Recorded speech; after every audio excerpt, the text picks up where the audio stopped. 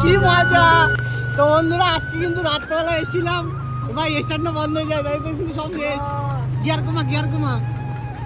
তো বন্ধুরা এসেছিলাম কিন্তু আজকে সুটিয়াতে চা খাওয়ার জন্য, কিন্তু সুটিয়া এই রাস্তা থেকে কি চাকা ফিরে যাচ্ছে, গাড়ির এত জল হয়েছে গাইস, এত জল হবে ভাবতে পারিনি। এ রাকেশ কি করি ভাই, দেখো জল, দেখো এত জল হয়ে গেছে এই রাস্তায়।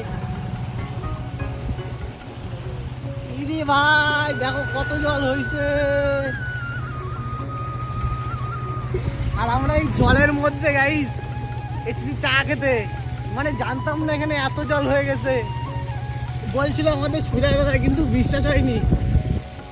বড়দের কথা বাসে কাজে লাগে।